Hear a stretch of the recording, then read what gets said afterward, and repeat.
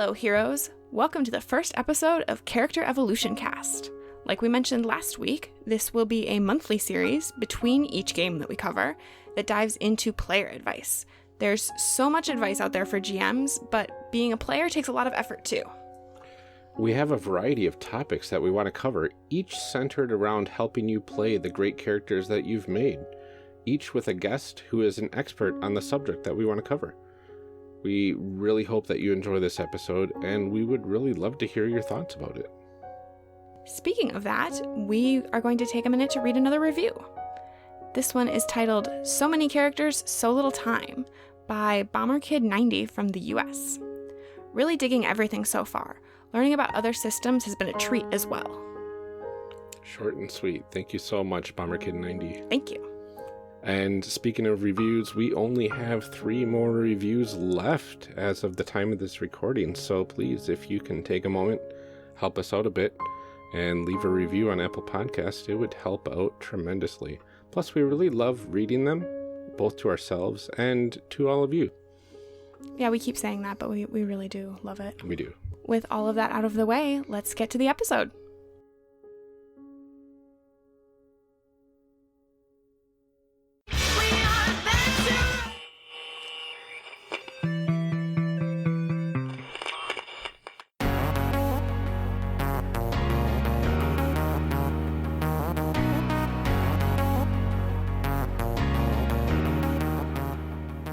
Welcome to Character Evolution Cast, a show where we discuss what to do with all those characters we just made.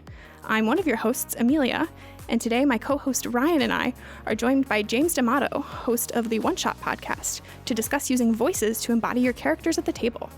James, welcome to Character Evolution Cast. Well, hello, heroes. Thank you guys so much for having me on the show. I'm very excited about this. Yeah, thank you so much for joining us. And this is this the first episode of Character Evolution? Yes. Ooh, I'm so honored.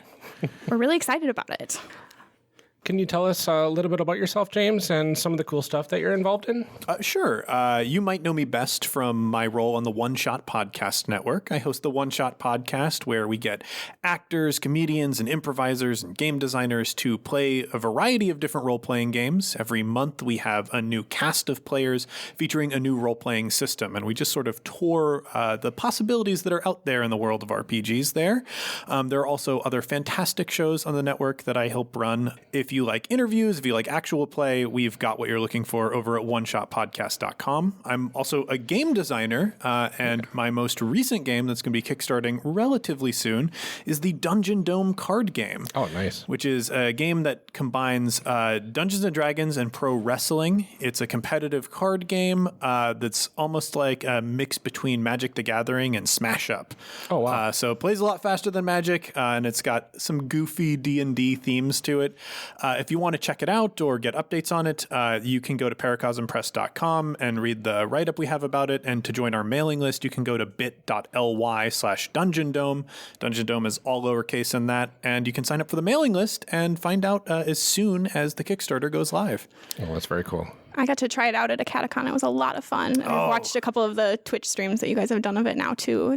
It looks awesome. Yeah, I'm super excited about it. Not much has changed since you played it. It's mostly just been numbers tweaking and like finishing like the different attacks that everybody has. But yeah, it's ready to go, and I'm ready to share it with people. No, and the art looks really good, too, with a little bit of preview stuff that you showed. I'm so excited about it. We've got Will Kirkby on the art, and if you've probably seen Will's stuff somewhere on the internet. He's incredible. He does a lot of really cool fan art for stuff that's on the One Shot Network. He's done some great pieces for Campaign. He does a lot of stuff for Critical Role too. So if you like fantasy art, you got to check out Will. Yeah, it's super detailed, and I know he did the logo, I think, for Neoscum too, didn't he? Yeah, he did the logo for Neoscum. He did all the official quote-unquote character portraits for Neoscum. Will's just a great dude, and his art is going to look amazing in this game. Yeah, very cool. So if nothing else, it's worth it just for that, I think. I mean, the game's good too. The game I mean, not to belittle your work too, but also beautiful pictures. Look, I know I'm riding the coattails of a star, and that's Will, so...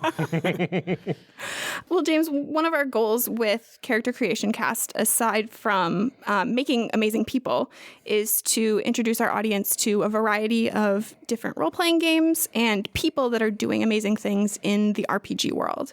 And I think we would be remiss if we didn't do that here as well. So we're going to start by getting to know you a little bit. Okay. Normally, we start by asking people how they got into role-playing games, but I think that's a question that you've probably answered millions of times before on various podcasts. I have been on a few interview programs at this point. So I wanted to ask you instead why you decided to start sharing that hobby through podcasting. It's a bit of a winding road. I got into RPGs in college, and I've always loved them, and I think it's a very similar discipline to improv. There are a lot of improv skills that translate directly to role-playing games. And I came out here to Chicago to study improv with Second City and I.O. And a lot of the other theaters out here. So improv is something that I had like a very academic and like career-focused interest for a really long time. And it, absorbs your life. It's like going to grad school when you're doing improv. It's just a different discipline. And once I finished training, I found the most practical application of the improv skills that I picked up was actually podcasting. And so I had a comedy podcast for a long time, and I joined up with a network that's sadly now defunct called Peaches and Hot Sauce. And they had a variety of comedy programs. And The Overshare, my first podcast, was just one of them on that network. And the person who ran the network, Pat O'Rourke, who folks now know from Neon Rivals and his work with, like, he's in with the God's Fall crew and all of them. He came to me, and he's a huge fan of the Earwolf Network, and he was listening to Nerd Poker, which is a D&D focused podcast, like one of the first big ones by Brian Posehn. And he was like, hey, I really like this show, and I know you're into RPGs. Could you do something like that for Peaches and Hot Sauce? So I was like, well, yeah, I mean, this combines two things that I love. It's like all of the comedy stuff, all the improv stuff, and now we're getting into role-playing games. So I checked out what was out there at the time that One Shot started up, and it was mostly D&D and Pathfinder games. And like a lot of people were going through Rise of the Rune Lords campaign. Like you could find 5 different shows between YouTube and podcasts that were all about Rise of the Rune Lords, and everybody else was like doing D&D 3.5, a couple shows doing D&D 4th. And I was like, well, I love D&D. I truly, truly do. But when I went to school, there were a bunch of other games that were not D&D that also had a lot of good merit. So I decided what I wanted out of my show was to show off the diverse world of RPGs and that it's more than D&D, and that some games like are still role-playing games but look nothing and feel nothing like that. And I got to say, I had a little bit of hubris because I had played probably like 11 games at that time. And I was like, I'm pretty well read. I was not.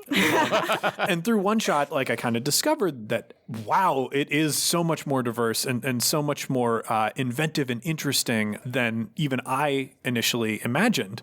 That's the basic story is somebody asked me to. But through that, I discovered a much deeper love and appreciation for RPGs and what they can be, which is why I'm excited to talk to folks like you who it's your mission to like show them off to people and help people gain a deeper appreciation.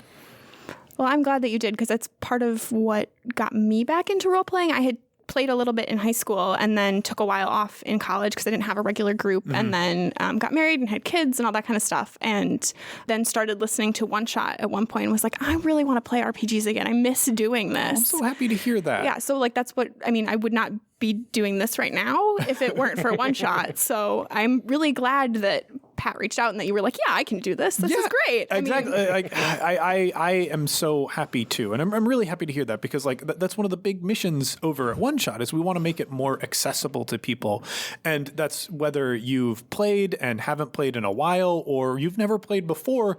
I want the hobby to be easy to pick up because I got super invested in it and I didn't discover it until I was in college. So like that's a long time of my life without this thing that is pretty important to me and has been pretty like fundamental to my development as a person. So I want people to be able to approach that because I think it is good and useful and fun.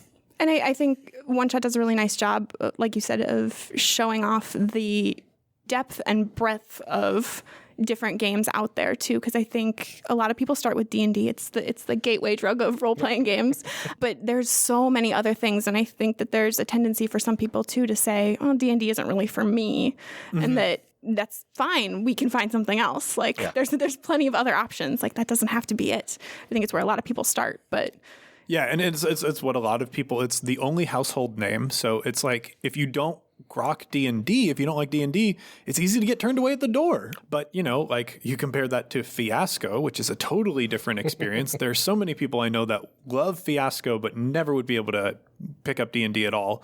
So I'm super, super glad that it's now easier for people to get their hands on that thing. And like, especially in media spaces like this, like you guys started a podcast, and you know, from episode like 3 on or so, it's a completely different game that you're showing off. And that's really cool. I love being part of this like nerd media space. I know, it's so much fun. There's so many cool people and so many cool things. And and not enough time to cover everything. Yeah, well, we said it's like we can only do 1 game a month. So 12 games a year. Like we'll be here forever. And that's not a bad problem to have. No, there are worse problems in the world. Yeah. We know that you GM quite a bit on One Shot, but could you tell us about one of your favorite characters that you've ever made? Oh boy. I mean, it's most characters that I made that are my favorite that have had the biggest emotional impact on me are matters of public record these days. Like it's pretty easy for me to say Bacta, the character that I play on campaign. Bacta at this point is the character that I've played longer than any other, and I have a pretty deep emotional investment in that character. And I think for me, I click with the character more when I have a good emotional like relationship, and when I can experience a good amount of bleed with it. And Bacta is most certainly that. I'm feeling a lot of emotions for him, and I love him. He, for those who don't know campaign, he is a clone trooper in the Star Wars universe. This is post Order 66, and instead of carrying out his order, he resisted his programming and tried to save the Jedi that he was traveling with, that he had fallen in love with over his years of service. He unfortunately was not able to do that and sort of was left like wandering the galaxy, searching for something to do, when he happened along a couple other rogues and scoundrels that people know as Tristan Leanick in the campaign podcast. And he fell in with a refugee from Dathomir who was trying to hide her son from her culture and like the Empire. And he ended up raising that kid with his friends and the people who became his family. So Bacta, who started out as like this very military focused character and had like a big vengeance plotline, all that sort of fell away very quickly. And the most important thing to him became his relationship with this kid and raising this child. And that's just been a really special experience for me. And like pretty much none of that is reflected on that character sheet. And it's kind of far from what that original character concept was, but it's something that really developed, I think, by session 4 of playing that character. Like I knew who he was and I knew what was important to him, what he was after. And I think that's one of the magical things about creating a character and whatnot. Like all of the framework for Bacta is reflected on that sheet, like his military background and his abilities and whatnot. But the things that became important all developed through play, which is one of the things that I like about you guys calling this show Character Evolution, because that's very much what I feel happens in the process of creating and playing a character. Yeah, we get really excited about making characters and getting to come up with backstories and kind of picking all the mechanics and that kind of stuff. But we really wanted an opportunity to dig a little bit deeper, because I think, especially when you play a character over a long campaign like you have in campaign, you get to know them a little bit better. And the way that a character changes over the arc of that story is always fascinating to me. Like they're so different even between like session 1 and session 4. Absolutely. I recently went back and listened to some of the beginning episodes of campaign too, and it's really interesting to listen to how different you guys are. Like by episode, what is it, like 97 or 96? Something I think like we're that. on right now. Yeah, 96 or 97. And they're so different. But it all felt really organic, because it obviously happened over the course of a long period of time. Like none of it feels unwarranted in any way, but it's crazy because they develop like real people do. It's always fun to kind of play that out in like a safe environment to just see how people change over time as you play them out. There's an old military saying, no plan survives contact with the enemy. And I very much feel that for character creation. No character really survives contact with the game because a lot of the character creation process, especially for really crunchy games where it's elaborate, like your D&D 3.5s, your shadow runs, where there's a lot of moving pieces, you have this personal play in your head. Personal play is a term that I use for aspects of role-playing that don't directly involve other people. And forming your game world or forming your character is an aspect of personal play. It's something that you do alone in a vacuum, and that has the potential to change a lot by the time you actually sit down at the table or by session 2 or 3 where you've inhabited that character's body and voice for a while. Like these personal play processes, I don't think like it's such a huge part of play, but it's never something that you really get to see at the table because, like, you know, listening to your show, it's like, oh, you've got all of these rad concepts and whatnot. But when you actually sit down to play, you're going to find that 2 or 3 aspects of that, you know, multifaceted character are really going to shine through. And that's going to be what develops over the course of the game. I recently got to sit down with the cast for Shadow of the Cabal and talk about their first season. We did a big 5 hours of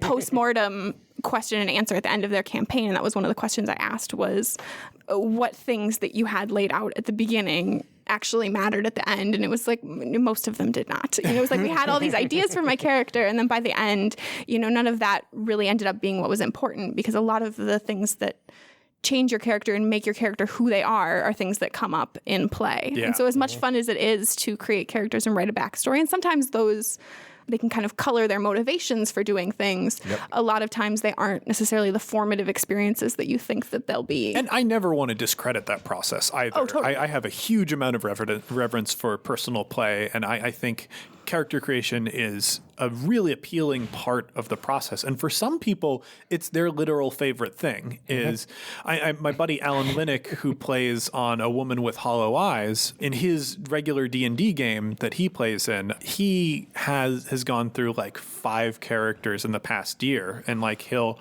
be a character, he'll create a new one, and then he'll be creating another one off to the side that he'll get more excited about. And his first character will die or retire or whatever, so he can bring the new one in. And that character creation process of inventing a new person and then bringing them into a story, that is so gratifying and so cool.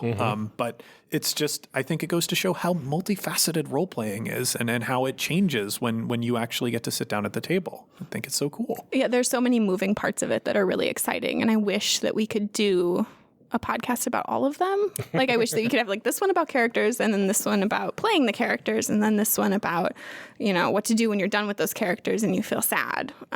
We need character therapy cast. Man, that's... I know. I have a lot of ideas. Just throwing out some really, really good ideas. So, you know. Maybe that'll be down the line sometime. Right, yeah. I don't know what we'll call that one, but next year. We'll get to it. When we're done with the 6 years of content we already have planned.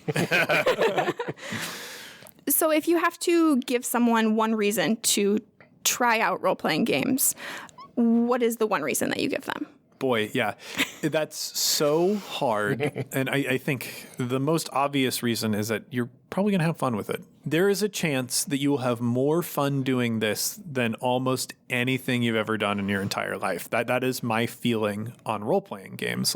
I was into acting and improv in high school, but when I sat down and played my first role-playing game, I realized how much creative joy I got out of the whole process, out of making a character, out of portraying that character and doing it from my own script and thinking about where that character might end up and how I might get them there. I fell in love with it completely. And that's only one way that you love this thing. There are some people love D&D because they are huge fans of the rules and they like to know those rules and systems. Oh, yeah. That's so wild to me. I can't imagine engaging that way, but people do. And it's the most important thing to them. People are working jobs, spending a huge portion of their lives so that they can support this hobby. So try it out. Try it out because I never thought I would be a role-playing game person. Like, I heard about Dungeons & Dragons in high school, and I thought, that's too nerdy for me, the giant nerd. But, like, when I actually got to play it, it changed my life, like, pretty fundamentally. And, like, there was a long period of years where I wasn't playing games as much. And it's really hard to think about that time now, especially with it becoming my career and stuff. It's so, so important to me. So the big reason, you'll probably have fun with it. So give it a shot. There's a little bit of something for everybody there. I think, if you really love math, there are plenty of games where you can, calculate all of the, those simulationist, all of the angles and the style. Right. Yeah. And I know when I've been trying to get my sister to play with me too. And she's very much into creative writing and that kind of stuff, and was very interested in the aspect of being able to tell a story. And I think that's a solid way to sell it to people too, who like that creative aspect. And for me, I like the collaborative part of it. I like to tell stories with other people. I'm not good at writing them on my own. Like, I sit down and I'm like, okay, now I'm stuck. But I like being able to like work off of other people. Yeah. There's cooperative world building, there's storytelling, there's math, there's problem solving, there's any number of things that you can get out of it, I think. Yeah, and if you want to play it as a pure miniatures game, war games and stuff like that are hugely popular. But you can play D&D that way, too, if you really wanted to. Just go from battle to battle. Yep. I mean, in 4th edition, like, that was a big selling point for it, is that it was this sort of more tactical, combat-focused take on D&D. And, like, that's always been part of the DNA.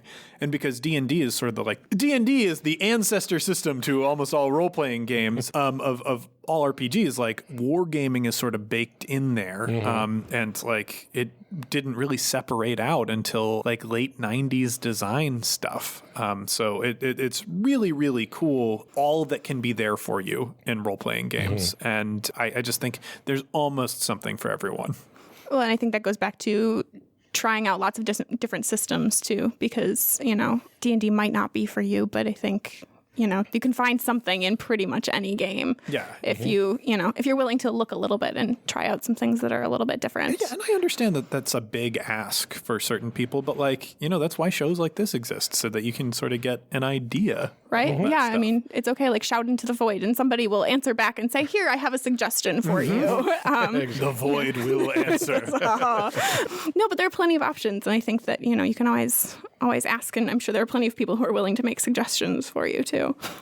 So we know that you also do game design as well. What made you want to try your hand at game design? So I think you can only be in a sort of diversity of like options focused role-playing world so long before you get a bit of a design bug. For me, I think, God, it was just like a couple months into doing One Shot that I sort of had this second epiphany on how wild and diverse role-playing games can really be, that made me go, man, I want to see more innovation in this field, even if that means making my own innovations to do it. So like I started working on the first design that is never really made it public facing, that I collaborated on with Kat. Epiphany, like I'd just say just a couple months into doing One Shot. And it's just the sort of thing where I was so amazed by games that I just wanted to join that conversation. And also role-playing games, I think more so than a lot of other things out there, it is easier, I think, to conceive of creating one of those things. Like once you've played a couple games, you go, oh, there are these pre-existing frameworks and structures that I can understand and manipulate to make my own thing. And it's just a written thing. Like you can do a microsystem that's all fits on one page with really just a couple of options. And you can, if you really work at it, you can finish one of those in a day. In my mind, it's something, because it's so possible and so inspiring, like I think it's easy to fall into that design trap, and that's exactly what happened to me. And I think what really, really made me want to go for it, more so than, even my original like drafts and dabbles that I did with it, was attending Metatopia for the first time and being surrounded by that brilliant creative energy of everybody who's there and like working on not only their own games, but like collaborating on other people's games and lending their wisdom and whatnot. Going to Metatopia once, like I have seen so few people who go to Metatopia and don't bring a design the year after they go the first time. This is such a small community, but that also means the separation between you and like the creators that you really admire and love, that there's almost no separation. Like you can tweet them and have a conversation with them pretty easily, which I think makes the accessibility to role-playing design like, really easy and there. Yeah, I think that's one thing that I've learned through doing this podcast too, is that it's really actually not that hard to get in touch with people that make things. And it turns out that most of the people that that play games are also designers in their own way, whether it's hacking a game that they really like to do something a little bit different, or making their own game, to like having a fully published version of a game.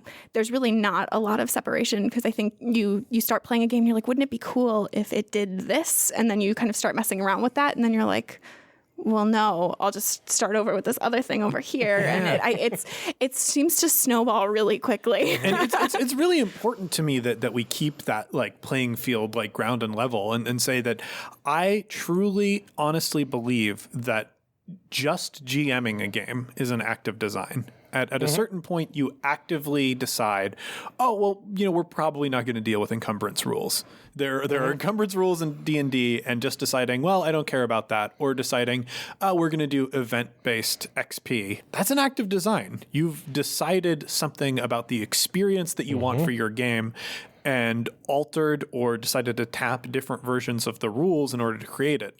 Like going back to character creation, your stat generation, whether you're rolling, using point buy, or picking an array, as the game master, when you tell people to do one of those three things, you've made a design choice. If you've decided on arrays, you've decided, well, I want everybody to have pretty much the same tools to start with. If you decided on point buy, you're like, I want some customization. And if you decided on rolling, you're like, nah, let's see what random chance does to it. That's an act of design, friend. And the only difference between what you do there and what most people think of like a more official published designer does is that they put their work out there. Yeah. And like they went through the work to like print it in a book, but that doesn't make it more legitimate than what you're doing in terms of design.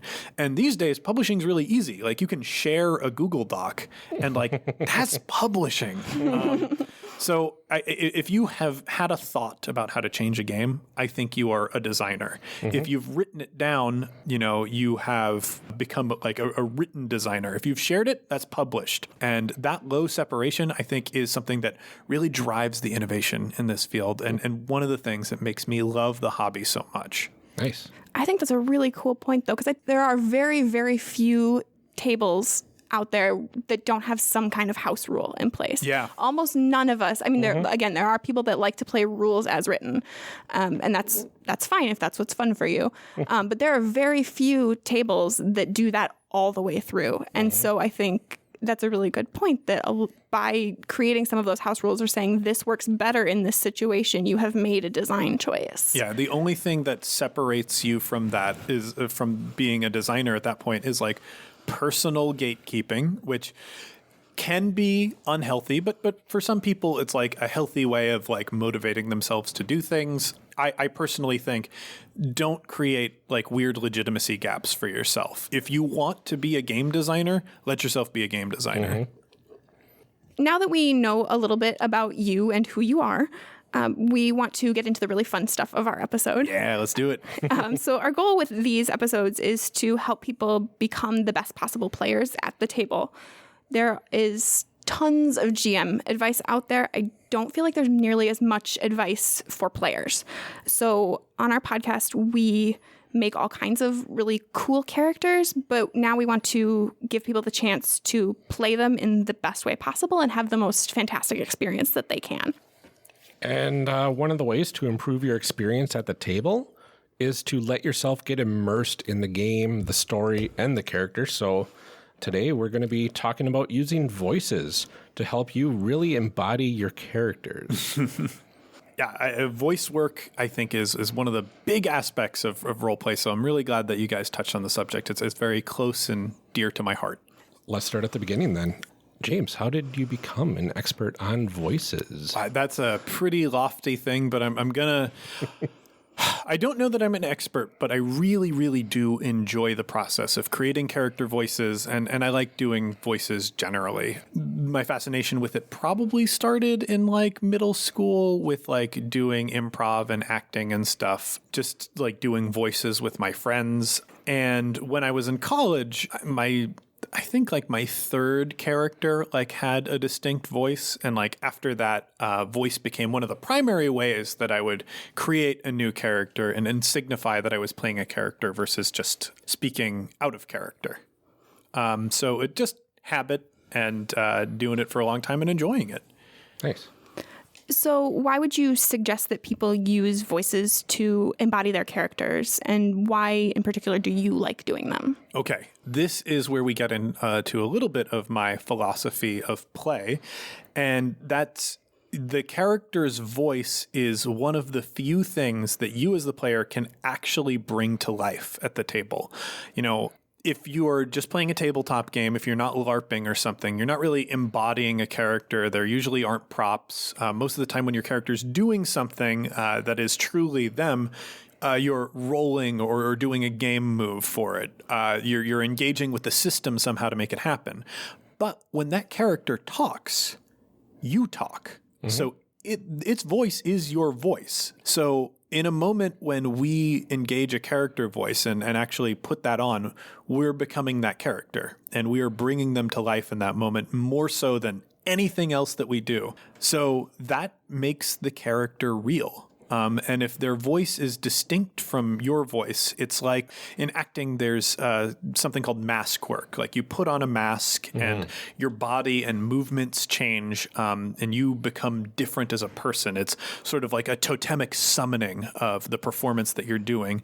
And I think that's very similar with voice work in role-playing games. I like giving characters unique voices because I think it's fun, but also I think it is this sort of semi-mystical summoning of the character at the table. It's the realest thing that you can do with them. So I think if performance of a character, if like immersing yourself in the story is one of the things that really appeals to you as a role player, I would suggest having some sort of character voice work just because it adds that much more impact to the experience. When I am voicing a character, I will make decisions that surprise myself. I get to points where there'll be sometimes when we're discussing campaign and Kat is talking about like things that she's like, oh, I'd like to see this. I'd like us to get here. And she goes like, do you think you can make Bacta do that? And I go, I guess we'll see in the moment, because I don't know what Bacta's going to do. Bacta knows what he's going to do, and he'll actually make that decision more than I will. So I think the voice can really lead you to interesting and surprising places and make the experience of play that much more impactful. What would you say then to somebody that might be a little too shy or a little too embarrassed to try embodying that sort of commitment at the table? So I think a lot of people, when they picture character voices, they picture strong character voices. They picture like accents, which I think that is a very particular proclivity that a performer can have at the table, or a player can have at the table. It doesn't need to be that strong. It just needs to be something that's different enough. And like we'll talk about the different terms involved in this, different enough from the way that you speak that it is a distinct person. So you might not think of yourself as doing a voice, but like you create voice work that creates a separate character. I think a really good example of this that is out there in the pop culture that people might understand is like if you listen to the Adventure Zone, Travis's character Magnus starts very, very close to his spine, and I will talk about that term in a little bit, but it's basically just Travis McElroy is being Travis McElroy, and that's the character. And slowly throughout the series, Magnus has just a slight difference in the way that he speaks from how Travis speaks. And that creates the character. Even the tiniest difference creates a huge difference in personality and what that person is. So if you are a shy person, if you don't think of yourself as a performer, if you're not going to bust out an accent at the drop of the hat, that's okay, because there are different techniques that can help you engage with a character that are not so extreme and won't make you so self-conscious.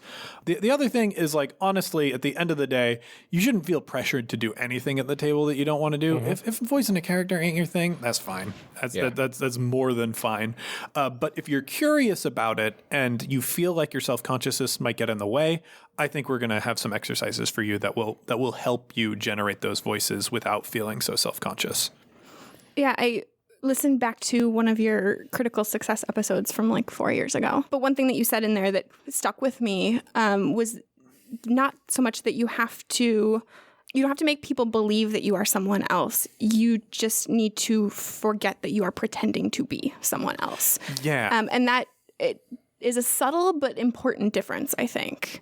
That it just needs to be different enough that you kind of forget that you're, it's like when you go see a play or something, for the first, couple minutes, you're like, okay, this is all happening on a stage. And then after a little while, you're watching it almost a little bit differently, like it's actually happening. You kind of forget that you are in a theater, or that it's, that it's not real. Yeah, you get immersed in that performance and that performer's work. And I think it is the difference between, like, a Daniel Day-Lewis performance. Like, he has really taken on that character.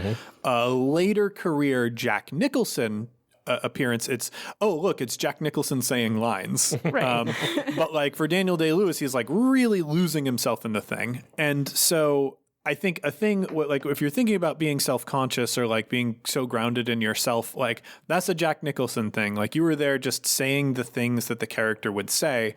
And if you're Daniel Day-Lewis saying it, the character is saying it.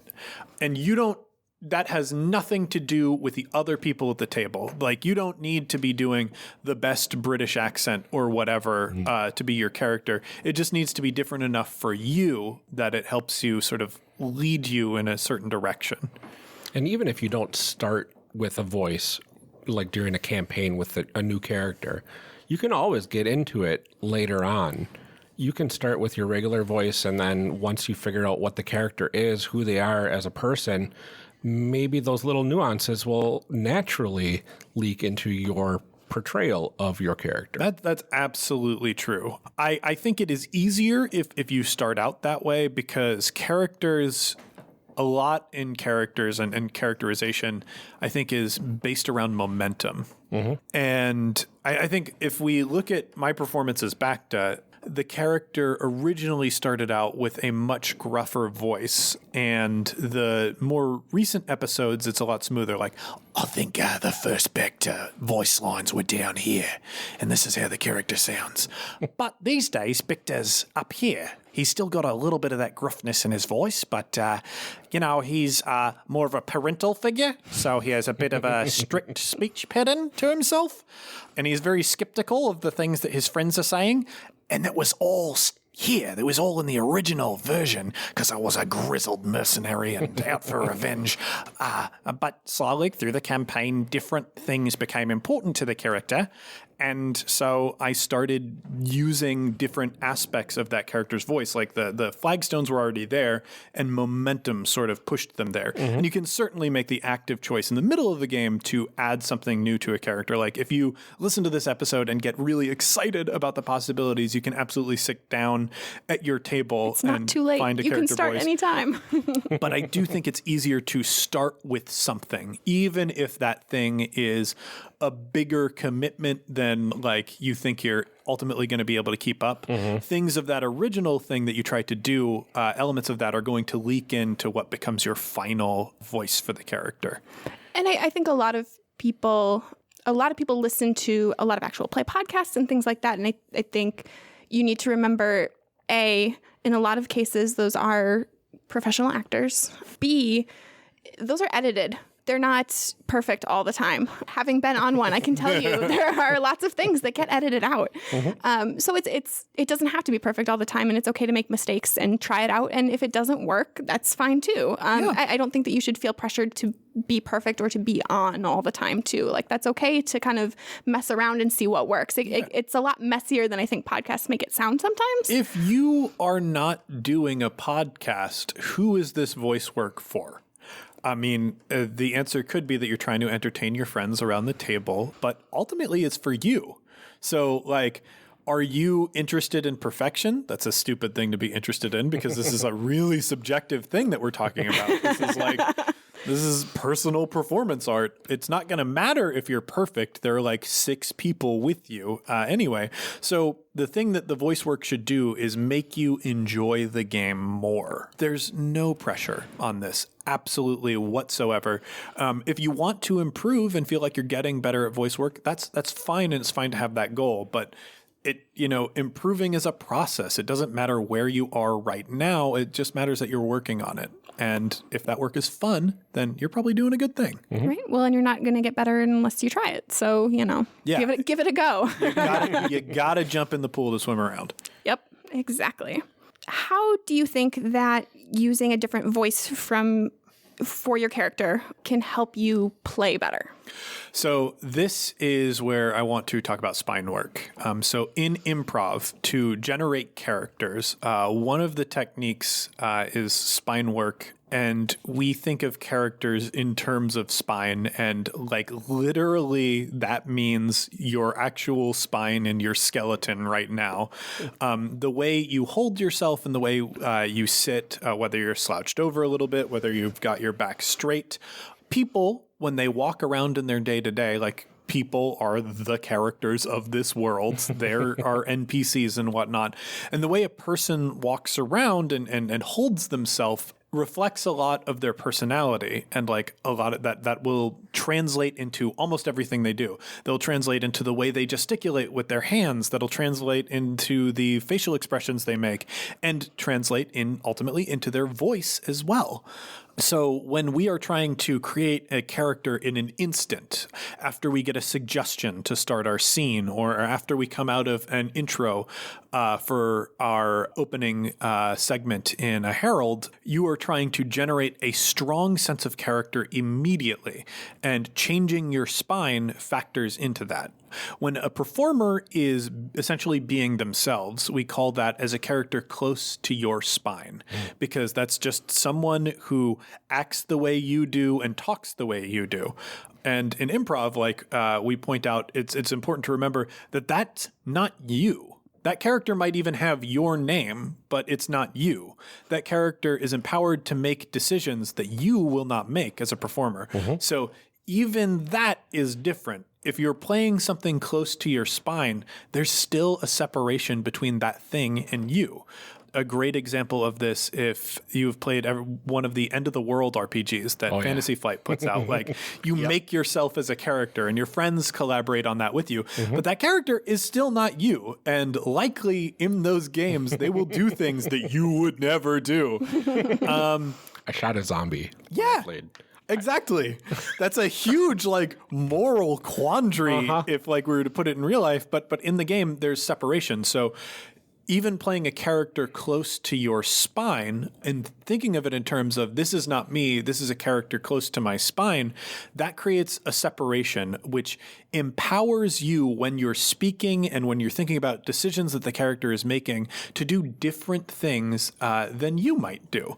Because like if there was a werewolf or something and that came up in the End of the World system, like perhaps most of us would just bar ourselves inside an apartment and call the police and wait for this horrible problem to be over. But in a game, it's more fun if like we go out, try to find silver and fight the werewolf for ourselves. Right. So what can having this voice do? What can having this character that's just a little, a half a millimeter off your spine do? Well, it can help you make more interesting decisions in the game. Now, if we get to a character that's far from your spine, like dramatically different, if I was playing a character who has a straight back and speaks very properly and is very careful about everything that he's saying, I'm up here. it's a different person, and I'm holding myself and my face differently. If you were in the studio with me, you'd see that my gesticulation is a lot more subdued, and that my lips are more careful in their movements. And that's way different than my slouchy normal form. That character is going to be a lot more careful in his speech. There are going to be fewer ums and uhs that he has. He's going to be so much more deliberate with his sentence structure and whatnot. And it's also going to translate to his in-character decisions. When I'm thinking about that character's bodily movements, as a fighter, he is not a barroom brawler just hurling around his fists left and right. He might be a Queensberry boxer, or he might be a fencer. Very slight, deliberate movements that are still like a factor in the battle and like they matter, but it just shapes him so much differently. And all of that comes out of the way he was speaking. Another example of this, if in A Woman with Hollow Eyes, I play a character called Calvin, who is very new to a magical world that's like full of secrets, and he just emerged from this thing called Shadow, which is our world. The idea is like Matrix-like. There's this huge fantasy in the Invisible Sun role-playing system that is the real world, and actually there's this magical world and all these other dimensions just beyond Shadow. So Calvin emerged new to this world, and he's a very excitable person, very curious about that world. And so when I talk, I'm talking like this. And already you notice that this is a different person, even though the voice is essentially the same voice. But he's so much happier to be talking about the things that he's talking about. And the way he says things, he'll move very quickly, and then he'll slow down and think about things. But that also determines Calvin's movements as a character. When Calvin makes a decision, he will run toward it and rush toward it a lot like his voice. He'll move very, very quickly, and then he'll be caught in a mess and slow down again, reflective of his voice. And that has led to so many moments in A Woman with Hollow Eyes where Calvin has made decisions as the character that I, as the player, could not have conceived of at the start of that campaign. There was an episode where we were supposed to go on a heist together, and he got in an argument with his other party members, and it got heated and emotional, and it was over things that were important to all of them. So they ended up not doing the thing that we were supposed to be doing that session because the character's emotional like state of being had just led it that way. So to circle back to the original question, what does it do to help you? It empowers you to make decisions that you wouldn't normally make, and that can be really valuable and cool. Oh, definitely. It gives you a little bit of separation to be able to kind of step out of your own body a little bit, I think, and to like visualize it being different and to start sort of seeing things through your character's eyes rather than yourself watching a character, which is, I think, how a lot of people play at the beginning, and certainly how I started, you know, is like imagining this other person doing these things. And so I think when you start to embody a character in that way, you can start looking through their eyes rather than like sort of watching it from above or like you're watching a movie. That's such a good point. Just your imaginary narration, like in your head, putting together these scenes. Are you looking at the character from the outside, or are you in the character's body making the character's decisions? And the way you're framing voice and your performance can actually have a dramatic difference on that. Definitely. And you did touch on a couple techniques already, but aside from things like accent and playing closer, further away from the spine, are there other techniques that you can let us know to help us achieve different voices at the table? Oh, I'm so glad you asked that, because there are a lot of different ways to engage this. The most obvious ways, again, are accents. It's something that people can see and like really grok easily right away. So once you get beyond that, we get into the more advanced territory of spine work. And this is something that you can practice at home really easily. Take note of how you're sitting and just change it and then talk. We can actually, Amelia, you just sat up straight. So try talking as this character's sat up straight. And I think the way that you're holding your head, I feel like they're a thoughtful person about what they're presenting to other people. So just speak as this character for me. What do they sound like? I feel when I sit up a little bit straighter, I feel like more authoritative, more like comfortable in what I'm doing. So more prepared, I feel like. When I'm slouching, it's kind of like, okay, well, see what happens. It's a more like casual. And you can see her voice. And so the difference when I sit up straight is like, okay, I'm here. I'm ready to do things. I know what's happening. Like, and I notice that like even when I'm sitting at work too, like when I'm ready to actually do something, I will sit up straighter than when I'm like, okay, I gotta get this done. Yeah, like, I mean, slouching Amelia, the casual sort of resting Amelia is a different person than the Amelia who's sitting up straight and ready to do a task. You are literally different people in that moment. That's what Spinework's about, and you can do that pretty dramatically. Like you can hunch and bring up your shoulders, and already you're starting to be like a different, creepier, weirder person. This might be like a goblin or a kobold character. Or you can sort of slump your whole body and then sort of slow down your speech and maybe talk lower.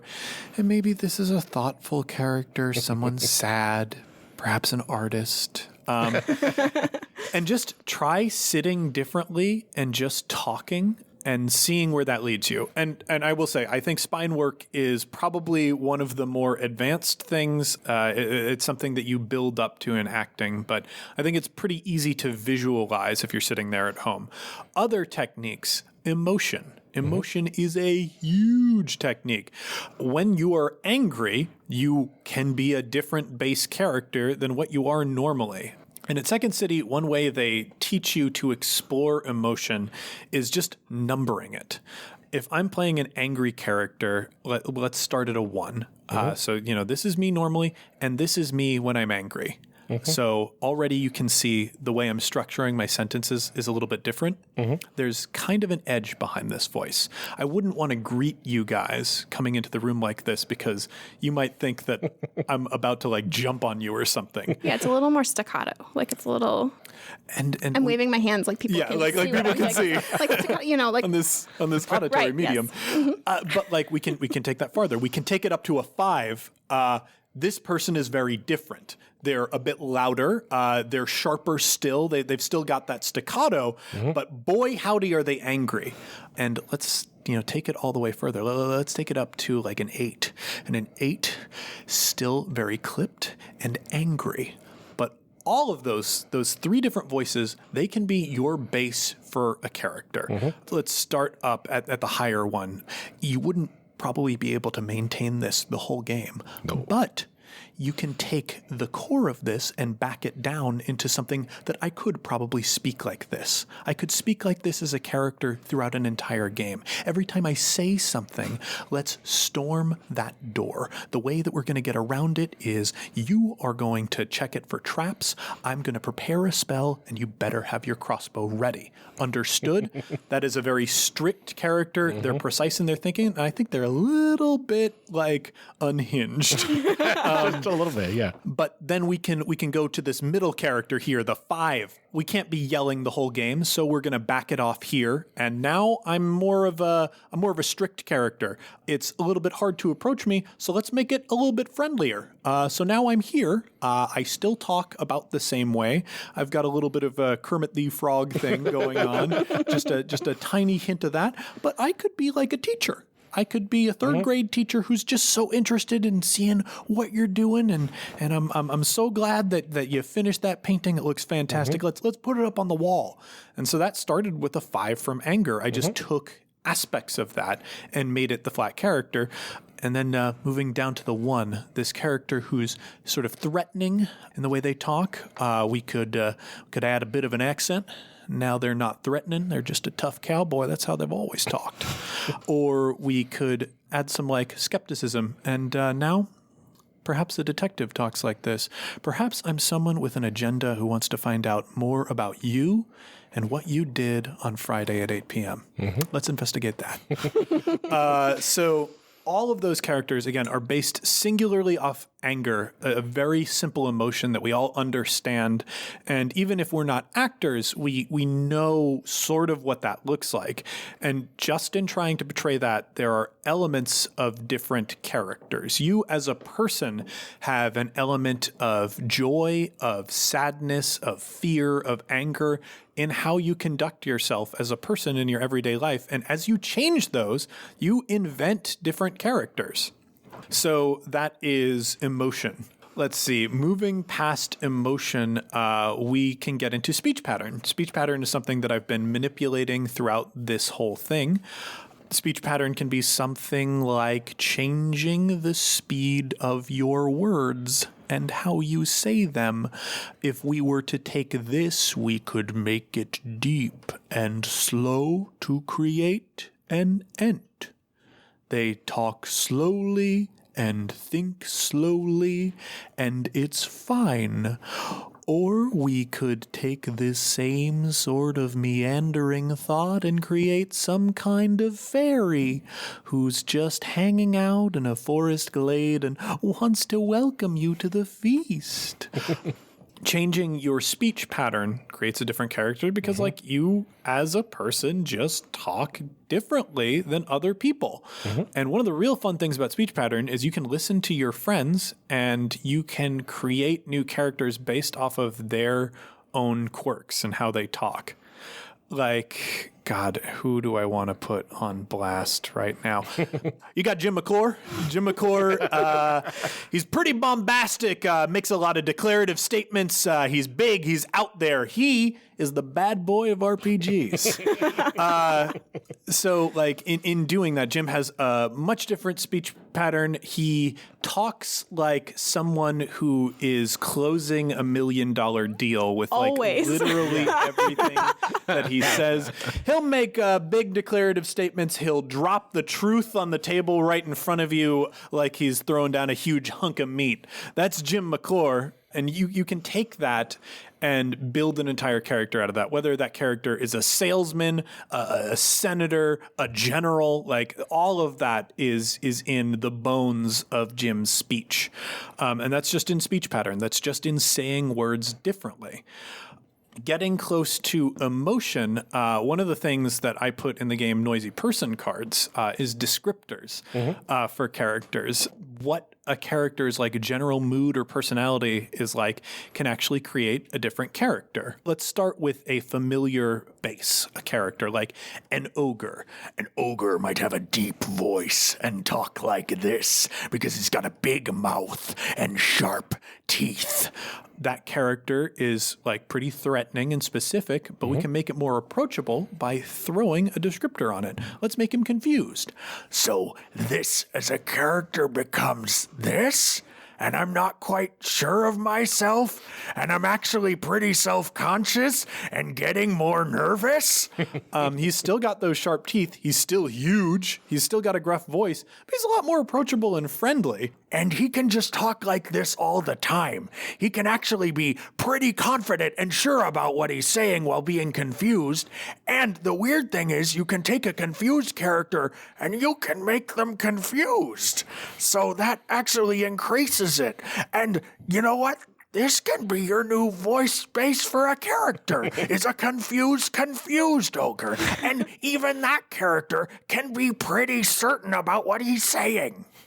In changing things around like that and adding descriptors, not only do you create a new way of speaking for an existing character, but you create a brand new character. Whatever you start with the base, that base can experience different emotions. So the emotion work that you ran through, that 1 through 10 intensity scale that we taught you about, you can apply that to another character voice. You can take one of those speech pattern characters that you've come up with, and you can put emotion or descriptors on them to fluctuate around and create new characters. So it's this branching thing, right? Of I've created a character voice and, I've got 10 slots in that for different emotional intensities, but each one of those branching out of it has like 1,000 slots for descriptors. So you, just by working on basic exercises that are so close to the way that you talk normally in your base voice, you have a plethora of different things that you can do, and they are all different and all unique.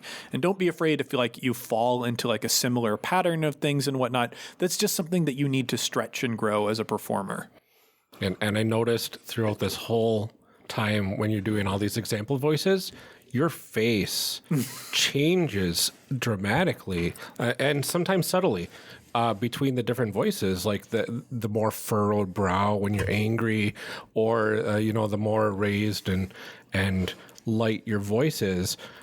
It really helps to get you into that character, it seems. Even when you were thinking about those things and describing how I was acting, you did it, Ryan. Yeah. I saw you do it. I saw you brighten up, which is so cool. So even just thinking about these things and picturing what they might be in your head will change you enough that you've invented a new character and discovered a new thing, which I think is super cool.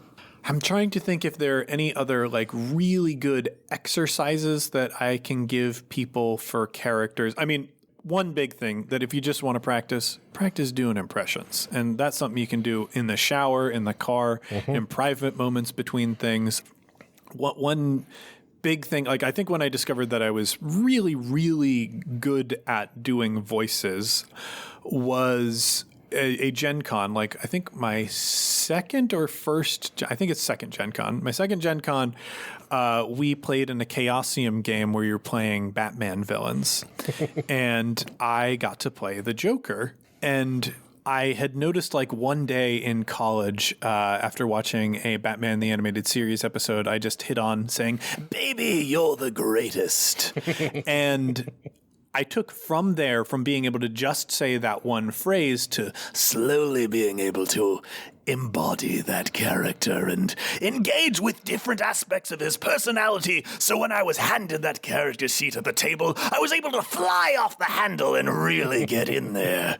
And it that game, at the end of the game, everybody voted on who they thought was the best role player, and because of that, I got a discount on a Call of Cthulhu book that I still have. So Nice. It was a very cool moment, but it's all because in my private moments, I took the time to actually work on this impression, and even you can listen to this voice and you can see how it might have been inspired by Mark Hamill and his portrayal, but I can't quite go as high as Hamill. It's impossible for me. It doesn't work with my vocal cords. So I stay here in the lower ranges, and I do move up occasionally, but it's only up like this. I can't do the squeaking screech that Hamill can do, but I can get very low indeed down here.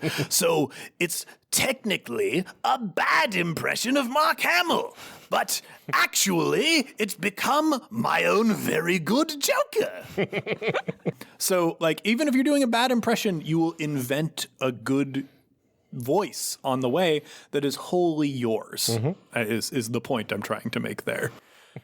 So I think that is a good slate of base exercises for that thing. Hopefully people were able to follow those. And, don't worry, I've been doing this for literal years, right? On One Shot, I am playing, each episode, I probably play about 5 different characters because I'm GMing most of the time. I'm jumping in and out of those exercises like it's easy. It's not. It's not. It's something that you do with practice and time, and it's important not to be judgmental over yourself for that. Just make sure that you're having fun, and it does not matter if the voice is bad, as long as you're having fun with it. Absolutely. And I think it's important to remember that this is like anything else that you do in your life, whether it's working out or writing or anything. It's going to get better the more you do it. Yeah. Everything takes practice. Role-playing takes practice. Yeah, and every aspect of it. Absolutely. And so I think that, don't be hard on yourself in the beginning, and it's give it time and keep working with it. And as long as you are enjoying it, then you're fine. That's all that really matters. At the end of the day, if you're having fun, then that's good enough. Yeah.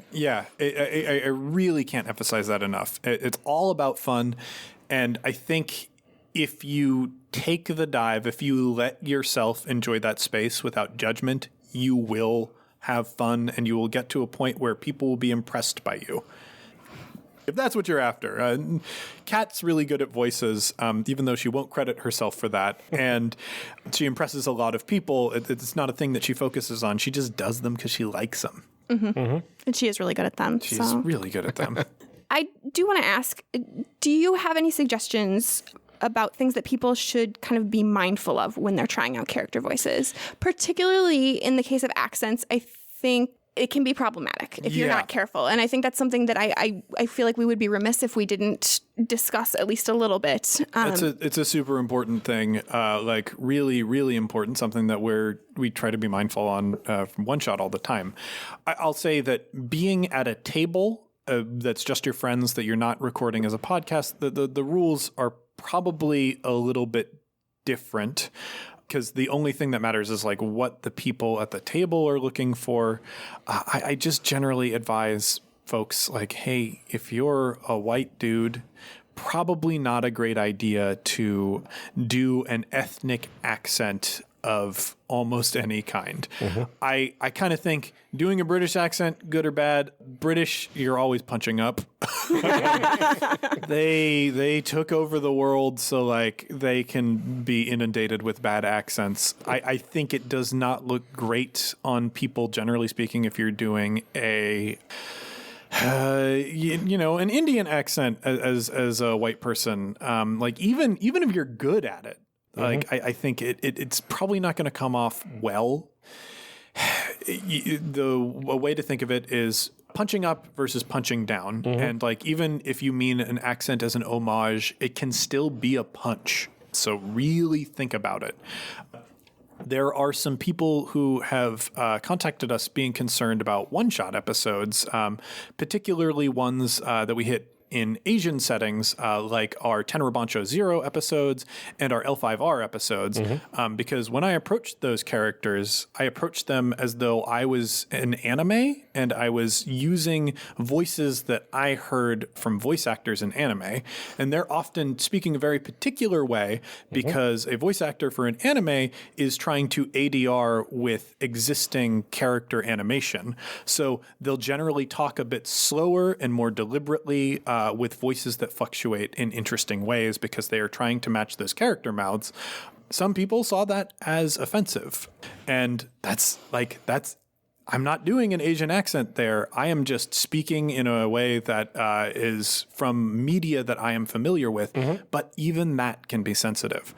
So I really, really advise against doing any sort of ethnic accent work, because if you don't want to hurt people, don't put yourself in a position where you might do that. And I certainly don't want to discourage people from trying new things and trying out voices and having the room to sort of kind of experiment and see what fits. But I think it's important to remember that certain things can be problematic, and that ignorance isn't maybe necessarily a good excuse. Yeah. And how you use and portray things is like so sensitive. It matters. It's sensitive and it's tough. Like, I think, and if you are somebody who is looking to portray, I think something that I find more acceptable generally than doing an ethnic accent is doing the voice of a recognized performer. And I think that is all right. It could still be a touchy, sensitive area. So you want to think about it. And if it's part of your thought process, I think you are on the right direction. Because like I said, like Amelia said, we don't want to dissuade people from doing things. I think the X card is super important in this. And you might just need to X someone's accent, or someone might need to X what you're doing. That's okay. That's okay. Just be careful with it. And especially if you're going to export this at all, do an actual play program at all, like really, really examine yourself. And what is that voice doing? What are you trying to accomplish with that voice?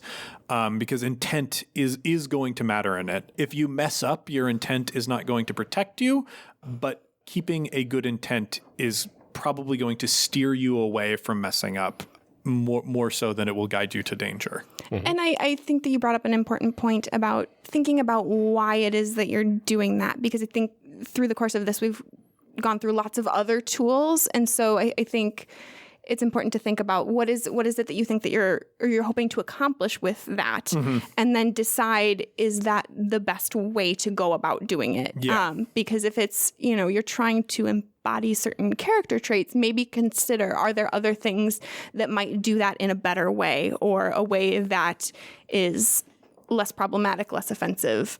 Because there are lots of tools at your disposal, and I think that it's important to look at the swath of things available to you and say, am I picking the right tools to do this in the best possible way? Yeah, yeah. And like your circumstances for what can be fine and what could be offensive are different. If I'm at the table with a Southerner and I'm doing a bad Southern accent, they might think I'm making fun of them, which that's not okay. Like, God, when I was doing the Star-Crossed episode that we streamed with Alex, we were in British Columbia for that.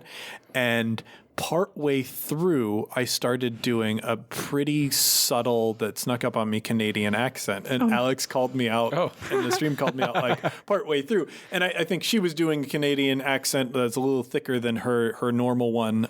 So I got drawn into it. But like, yeah, doing Canadian accent, probably fine most of the time. But if you're at the table with a Canadian person, you could get into the area where it's a little sensitive, and you just have to be sensitive to other people. Like, if what you're doing is causing harm, stop doing it. Yeah. That's really simple. Solid life advice. That's good for any situation, really. Yeah. Maybe don't do that. Maybe don't. Maybe you don't need to defend it. You can be sorry. Being sorry is fine. Trying to excuse yourself from what you did is less fine. It's a natural instinct, but it's like a bad one. Yeah, and I think that's, a good thing to remember too in all of this is that if somebody says, you know what, I'm not really okay with that, just say, okay, that's fine, and move on. Yeah. Like I know Alex said, it's taking no graciously when we talked about it, and that's it's a tough thing to do, and it takes a lot of willpower to not kind of try and defend yourself and make excuses and things like that. It's a hard skill, and it can make you feel self-conscious, but at the end of the day, if you get good at it, you'll be a better person. Yep, totally worth it. Worth the effort. So then, how do we go around picking the right voice for the characters that we make? So this is, there's so much to this, right? I think I create different character voices based on the initial concepts that I have in character creation. Bacta is a great example. I built him as a very tough character who has a military background, a really tragic backstory. So that gruff voice down here that was perfect for him. And the needs of that character sort of evolved and changed the voice naturally to be the Victor that we know and love today. And that's all a process. So like, I think picking that initial voice I was like looking for qualities that I thought that would convey someone who was tough, someone who had been through some stuff. And so that low gravel, I felt like, yeah, that feels like very military cool guy. And I was basing that on 1,000 things. There's like Master Chief from Halo. There's, of course, the wonderful voice actor working on Clone Wars, portraying Boba Fett and Jango Fett in the Star Wars films. Like there was so much of it in that. So picking the right voice for the character is, I think you just got to decide what aspects of this character, what are the most important aspects of this character's personality? Like, let's take some characters that you guys have built on Creation Cast and think through this. Just who's standing out to you in your minds? Just refresh the audience's memory. Well, the one that I've been trying to practice the most, and unfortunately haven't had enough time yet, but Mishra from our Masks episodes. Let's remind. I haven't gotten to your Masks episodes yet. What is Mishra's? Okay, so Mishra is a feline alien from a different planet, and she crash landed on Earth and has been walking amongst humans for about 4 years. Okay, or so, and only within the last year or two, she's actually been more comfortable in society. And she found a group of friends to enjoy life with. And now she is happy. And she is a very bright spirit in the room. So this is like a pretty rich and complex character because like feline, that just says a lot. Animal qualities like will do a lot to you, and it can lead you in a lot of different directions. You know, I think any of the great Catwoman voices over the years will tell you like one aspect of like a feline personality trait that people think very tough. I think very much of myself. I'm careful with what I say, and what I say has authority. But, you know, this picks up on another aspect of like feline vocal patterns, and it's being skittish and careful. You're still rolling a little bit, still a bit tough, maybe a bit standoffish, but more careful.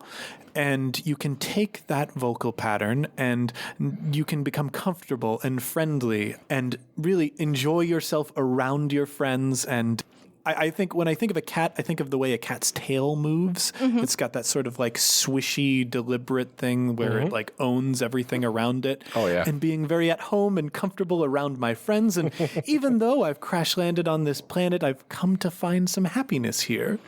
So like, what would you say are the most important character traits for Mishra as a person?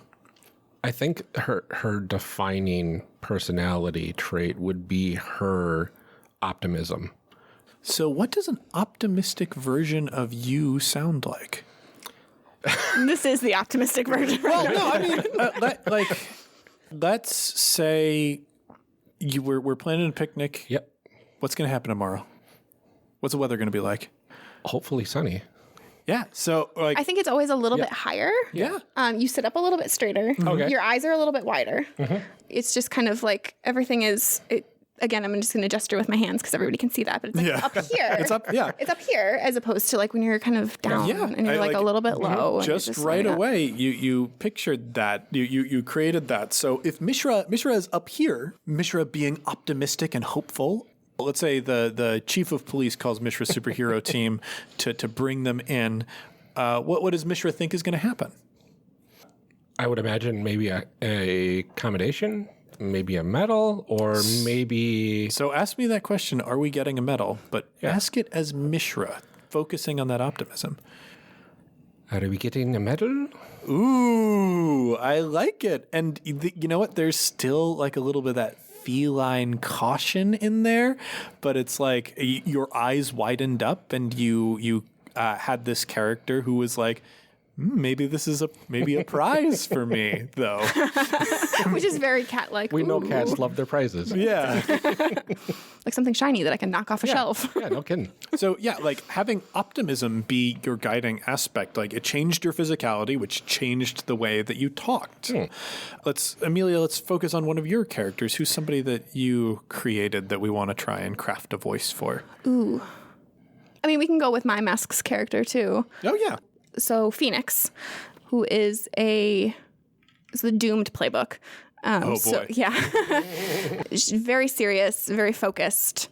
She's got a fiery temper to match her powers, too. Oh, yeah, that's right. Yeah. Because I don't make characters that are me. No. At all.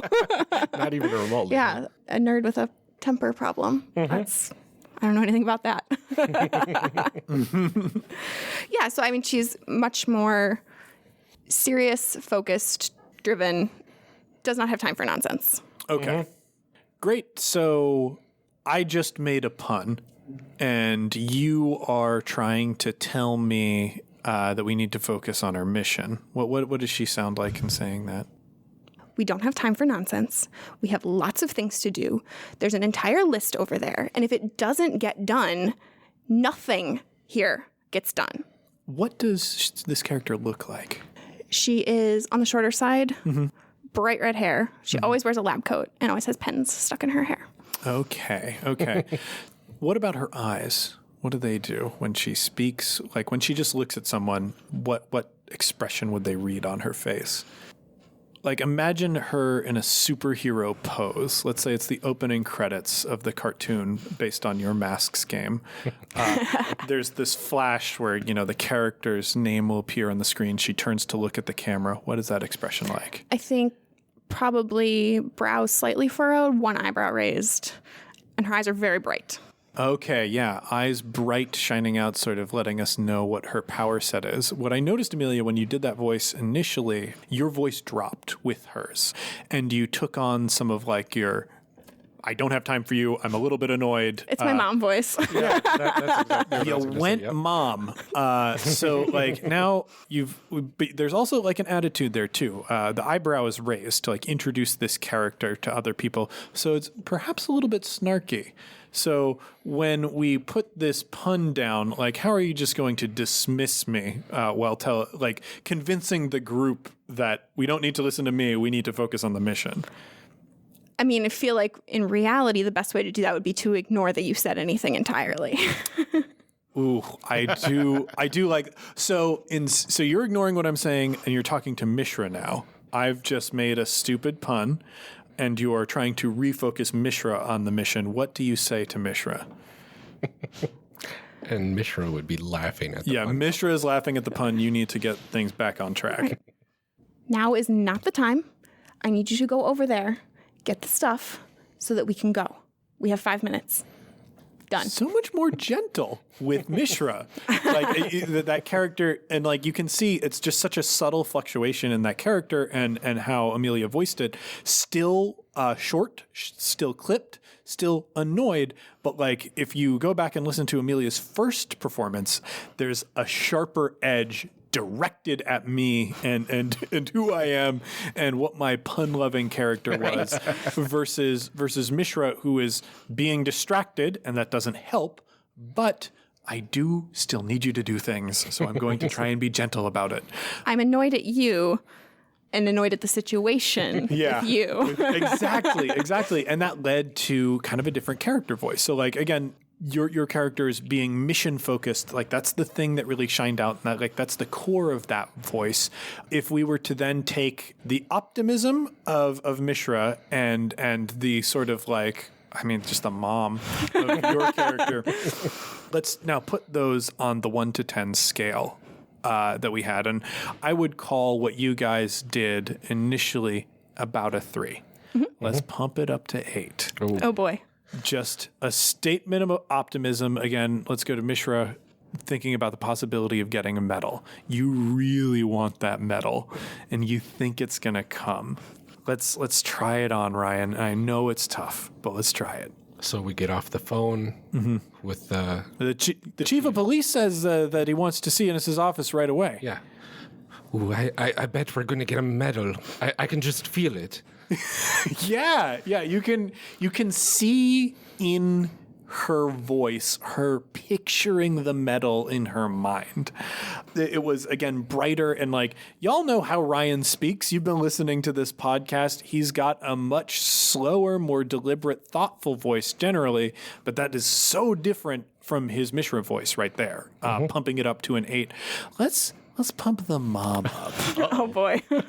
Let's pump the mom up. Are we ready for this? Let's pump mom up to 8. Let's hear what that sounds like in her mouth. Let's say she's telling off a villain that they've defeated, you know? Just something simple like, you're going to be behind bars for a long time. I saw what you did. It is not okay. It is not acceptable. There were people in that building. People could have died. And I don't care what it was that you thought that you were doing. You are done with it now. I love this, especially like I can see that coming out of a teenage character too. And that adds a lot to the performance there. Cause like you could hear that character's like emotion in that and how deeply what happened affected her. So like I can say now, I think one of the cores of this character is like her emotion and like how much she cares about things and how that affects her. Like you could hear earlier in the mom voice, it was trying to dismiss what's happening around her. But in this, when we pumped that mom up to 8, the core of mom is like emotion and compassion. She cared about those other people. And so while she was rebuking that villain, she did it in a way that's like, well, can't you see what you've done to these people? That was her first thought. It wasn't, gloating over a defeated opponent or anything like that. So right there is just a perfect example of how voice can lead character. Because the only note that I gave you is like, be a mom and you're in this situation. And what she wanted to do was point out how wrong that was, which says a lot about the character. That's a cool discovery. Yeah, that's fun. I didn't even think about that. Yeah. That was cool. I like it. I'm excited. Yay, voicing. That's voicing. fun. That's Yay. voicing. And those voices are not far off. I mean, obviously Ryan's voice has an accent to it, which is different than the way he normally speaks, but like his speech patterns are sort of there. And Amelia's certainly like, I know that mom voice just comes out in the wild sometimes. No, I never have to reprimand my children, ever. Yeah, but it could if ever a child did anything wrong. Right. So like that's still close to the spine, but like it tells us a lot about the character. And like if we let that voice run free, it will lead us in cool directions too. Do you have advice on doing a voice that you have to maintain for a long time? Because obviously in playing Back on campaign, that's something that you probably had to think about when doing that, knowing that you're going to be voicing that character over a long period of time versus some of the characters that you do on one shot where you know that it's just going to be a couple hours of having to be in that voice. Yeah. Those are, they're different things. There's sometimes that you're like, I can only do this for an hour before my throat gets scratchy. For sure. And like, I mean, my ogre voices, my goblin voices, it is very possible to, get in a growly voice and really mess yourself up. You will change your voice throughout a session if you're doing it for a sustained character. Like, one character that I would do, for 3-4 hour stretches was Lady Harpath, the Prismatic, Paladin of the Great Dragon Tyrant. I did this for our Tomb of Annihilation series. And there's a version of this voice that is hard to maintain and can do a lot of damage. This version is actually okay. It doesn't hurt me that much, but that's because I settled into it. Probably I started here. And that is a lot rougher. So doing a voice for a long time will sort of naturally lead you into an easier version of that voice. Bicta, he still has some gravel in his voice, but it's very slight, and it's a lot different than the gravel that he started with. So it's just something that being at the table is Bicta and experiencing emotions is Bicta. Having a more neutral state to start with, you naturally sort of rein in some of that gravel, because Bicta definitely has the power to be angry, and he's got the power to make threats. And when he does that, he might drop down here. So it's like you can guide yourself to a natural place. I would advise, if you're doing a character with any sort of gravel in their voice, be careful with it. Check in with yourself. Yeah. If you feel anything in your throat, you're probably doing damage. One thing that everybody should know is whispering is actually pretty bad for your voice and can hurt you if you do a lot of it unchecked. So if you've got a character that generally has a whispery voice, don't do this. Find a way to talk that sounds like a whisper, but you can still project with, because this over time will start to hurt. And this over time is fine, but it still has that smooth quality of a whisper. You'll be able to do all the things that you wanted to do with the original whisper. So be careful around whispers, gravel. Don't yell a lot, and really take care of yourself. Take the time to rest your voice. Drinking some tea. Tea is like anything warm, really. Anything warm that's not chocolate is going to be good for your throat. It'll help relax it. Lemon and honey are good as well. Think about the voices. Really think about the voices that you're going to be doing over a long period of time. It's okay to push yourself. I'm not the most overly cautious person about voices. You can hear that on one-shot episodes. I will maintain a rough voice for hours and hours if I have to, and I'm having fun with it. But as long as you take care of yourself after that, you're probably going to be okay. Yeah, because I noticed when I was at a catacon last year, but I played a dwarf. So I brought a very gravelly voice to that character. And the next day, it hurt. My voice was very sore. My throat was sore. And I know that if I would try to do that over a longer period of time, I would definitely have to change something. Yeah. And like you kind of will naturally make those changes without noticing them. Because I mean, if you, again, I keep going back to this, but if you listen to episode 1 of Campaign versus episode 96 of Campaign, Bacta's a different sounding dude. And it's just because there were things about that character originally that like really could be rough on the voice. I mean, playing a dwarf character can have a really rough quality on your voice, especially if you're doing it in the back of your throat. But if you focus more on the lips, you can still get kind of that gruff quality without putting so much strain on your throat. And that could be something that you discover naturally, or it could be something that you come across just as you're doing the voice over a long period of time. Your voice will actually shift away from decisions that cause it pain. So just be aware of that. Like check in with yourself while you're doing the voice. Practice with it. Find new things with it. And often I find going through an emotional change with a voice will help you determine what is safest for you. Like if my dwarf were to get very angry, it sort of leads me in a direction that's not as good for my voice. But if he's happy, it's up here, you know? And that's not quite as damaging. If you can only do one emotion with a voice, I think you will actually find that it is more damaging to you simply because you're going to just be hitting the same part of your throat and vocal cords over and over again. If you can move along a scale with it, you'll find because it's more flexible and because it goes into different places naturally, it's just going to be easier to do. Another thing, deepening your voice can be an issue. Oh, yeah. Trying to go deep after a long time, especially if you're focusing the deepness in your throat. If you're portraying a large dragon, for instance, it can be troubling. But there are other ways you can deepen your voice. I'm trying to focus this mostly in my chest and stomach. Pulling up, it makes my speech much slower. But this is actually much more well supported. It's easier on my voice because it's coming from the diaphragm.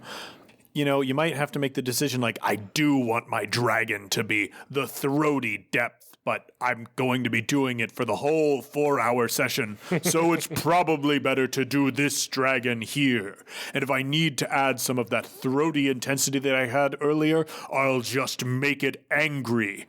This way, I'm not engaging with my throat as much. I'm still doing the diaphragm voice, but I've got that sharper edge, and that's based on how I'm using my speech pattern. That's it. Play around with it. It generally, if a voice is flexible, it will be less damaging and easier to do.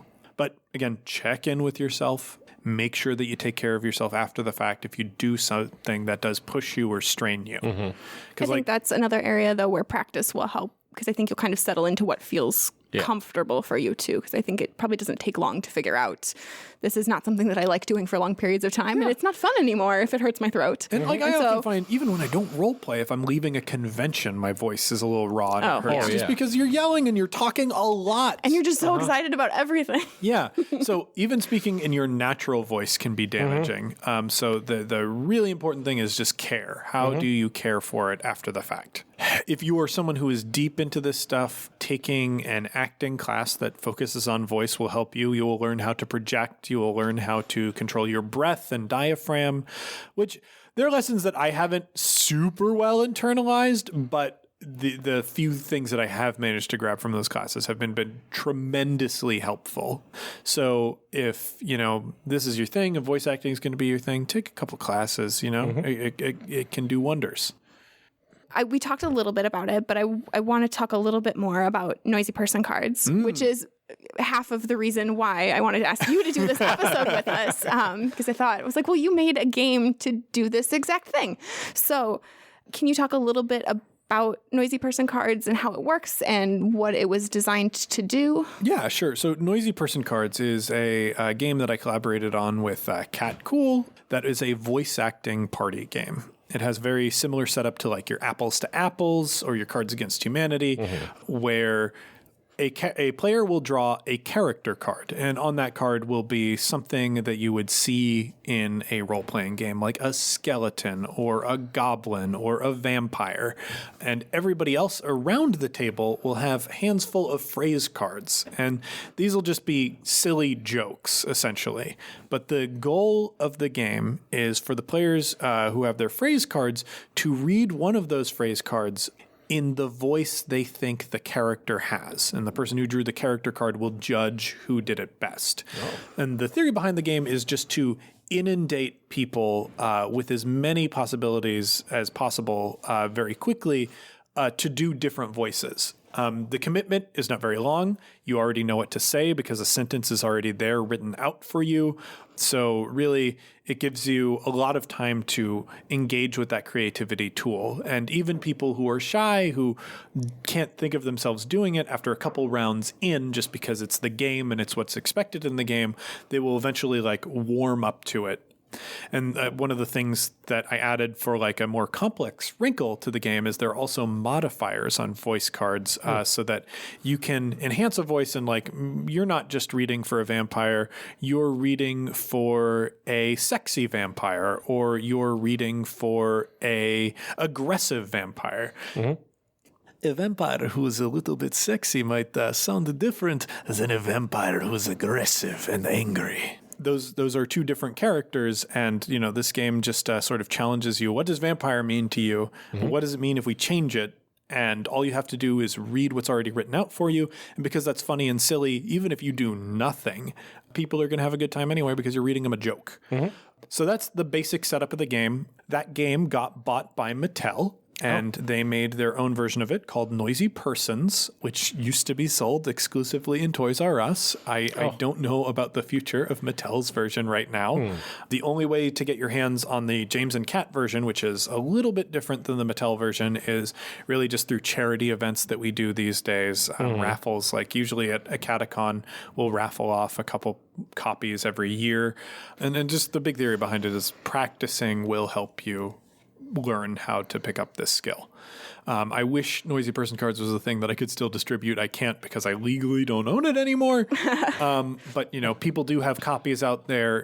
Conventions, I try to make sure to donate copies to like different conventions, game libraries and whatnot. So people do have the opportunity to play if they want to play. But, you know, Mattel has a version too, and even though it doesn't have quite as many game jokes, like the structure is still there of phrase cards and character cards. So doing something like that to challenge yourself to like do stuff, you know, that helps you get your reps in, helps you practice, and hopefully helps you discover new voices that you didn't even know were in you. I have to say, I played it one time with a couple of friends, and I think it was like the Pirate Queen or something like that. And it was one of my guy friends who was like a very deep voice. And so we were like, what is this voice? And he was like, well, she's been smoking 2 packs a day for like 20 years. And also like he had this like whole story about exactly why that was her voice. And it was so good. And like, yeah, that like, that's another voice leads to character thing. He did that voice. And how is he justifying that voice? His character is a smoker. Right. It led to a backstory decision. So already there you can see the synergy between voice and character, like world building. Nice. Yeah, it's a lot of fun. And it's I like adding the modifiers to things because you can end up with some really weird ones. I feel like one of the cards is like a talking sword or something like that. Which means so many different things right. to different people. It's like, I don't know what that is. You don't know what a talking sword sounds like? Oh, I don't. But it's a fun exercise. And because the phrases are, you know, like 1 or 2 sentences, you don't have to commit to something for very long too, which gives you the opportunity to try out a lot of like fun different things that you wouldn't normally do when you have to like embody a full character all the time. And hey, if you want to practice Noisy Person card type thing at home, one thing that you can do is just get a list of like basic character archetypes like princess, dragon, talking sword, magic mirror, genie, that sort of thing. And just bring those up and see what you think how you think they talk. Because, you know, A talking sword could be like this, like Comet, the dancing blade. Very grandiose and very strong and believes in a noble royal heritage. Or a talking sword could be like this. Just a silly talking sword, very annoying. And both of those are totally valid reads, and they're coming from the same person. And like really, you can come at it from any angle and justify that's a talking sword. One of my favorite talking swords out there right now is on the Adventure Zone. I can't remember the sword's name, but he talks to Duck Newton a lot, and he's very annoying and judgmental. And I love that character, and like, yeah, I could totally see a talking sword being like this. Let's practice once more, you're getting sloppy.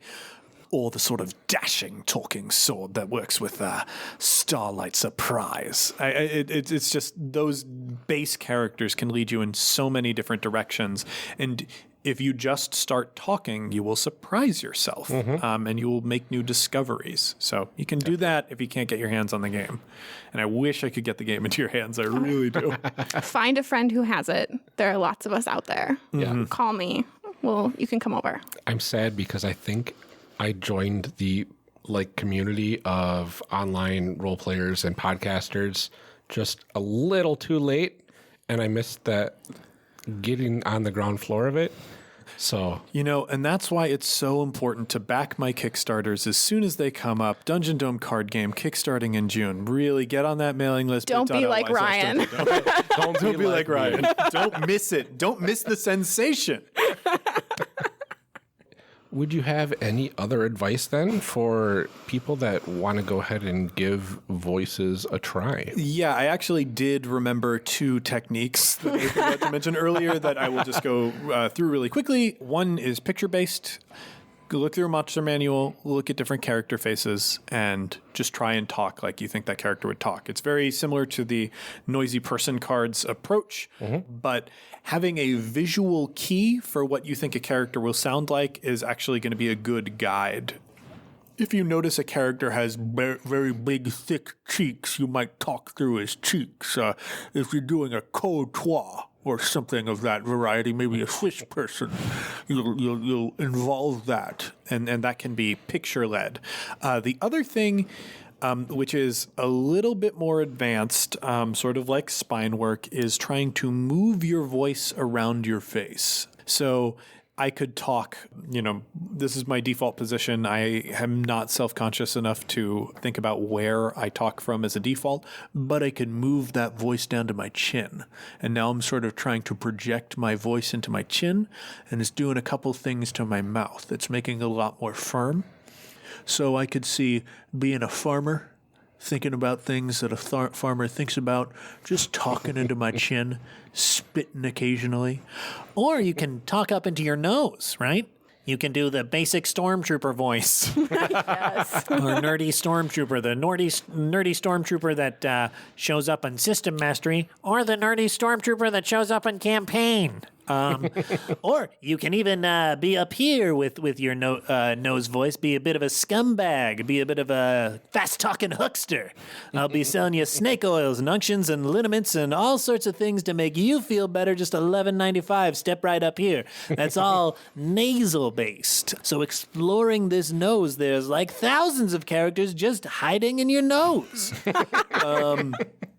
So, moving that voice around, one great bit of, accent work, advice that I've received is that Irish people talk like they're speaking 2 inches in front of their face. So, you're really projecting those words out there, trying to talk in front of your own face, which I think is really cool. So, and that wasn't a perfect Irish accent, but where you feel like just pretending to position your voice in different places is going to lead you to new characters and whatnot. And that's an exercise that might resonate with some people and might confuse others, but that's there. The last and most important bit of advice is just let yourself do it. Even if it's making you feel a little bit embarrassed and self-conscious, let yourself try. And even if you have to do it alone in your mirror, you might be the only person that ever hears the most pronounced version of the character voice that you're going to do. And that's fine. That really is fine. If you take a fraction of that back to the table, it just needs to be enough to change the way that you talk and you think of things to really summon up that character and bring them to life. So give yourself permission to try. Give yourself permission to fail. And just like we say on campaign, acknowledge the failure, live in the failure, and let the failure make you better. Oh, well, thank you so much for sitting down with us, James. Thank you guys. This was such a lovely discussion. I'm so glad that you're putting it out there, and I love the character creation cast, and the character evolution cast seems like it's also very my jam. So far, anyway. Yeah. Really, really handsome guests you've had on the show so far. So can you remind everybody then where they can find you online? So yeah, if you want to find me and my projects, specifically Actual Play, so you can hear some of the wild voices that I've come up with on the show in action, you can go to oneshotpodcast.com. If you want to hear more about Bacta and like how he evolved as a character, check out the Campaign podcast. It is our Star Wars Edge of the Empire show. It is very silly, very fun, and there's a lot of heart in it too. You can go to One Shot, where at this point, we've had 250 episodes. We've featured so many different game systems, and I've done so very many different voices on that show. So it is a listening treat because it's not just me doing voices. There are so many great, talented actors doing voices on that show that you can listen to and learn stuff from. There are also shows like Neo Scum and Adventure and Warda if you want more actual play stuff. And then we've got lots of great interview programs as well, like Backstory and Modifier and Talking Tabletop. Please come check out the One Shot Network. We'd love to have you there. If you want to talk to me and just ask me for like advice on game design or voice acting or what have you, you can hit me up at One Shot RPG on Twitter. That's the easiest place to catch me. And I try to respond to everything. Sometimes I miss things, so feel free to like at me a couple times to get my attention. But I'd really love to hear from you. Wonderful. Oh, and also the Dungeon Gnome card game is coming out soon.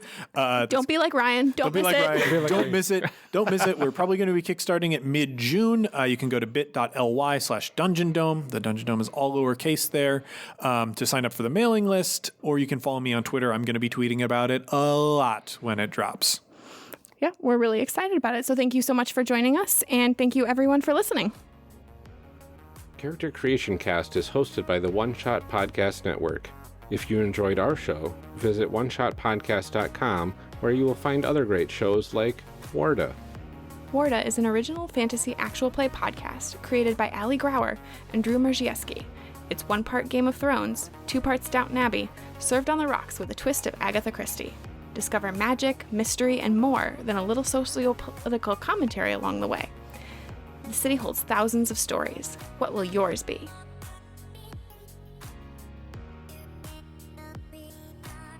Character Creation Cast is a production of the One Shot Podcast Network and can be found online at www.charactercreationcast.com. Head to the website to get more information on our hosts and guests, or even find some of our character sheets. Character Creation Cast can be found on Twitter at CreationCast. I'm one of your hosts, Amelia Antrim, and I can be found on Twitter at Ginger Reckoning. Our other host, Ryan Bolter, can be found on Twitter at Lord Neptune. Music for this episode is used with a Creative Commons license or with permission from the podcast it originated from. Further information can be found within our show notes. This podcast is owned by us under Creative Commons. This episode was edited by Amelia Antrim. Further information for the game systems used or today's guests can also be found in the show notes. Thanks for joining us, and remember, we find the best part of any role-playing game is character creation. So go out there and create some amazing people. We'll see you next time.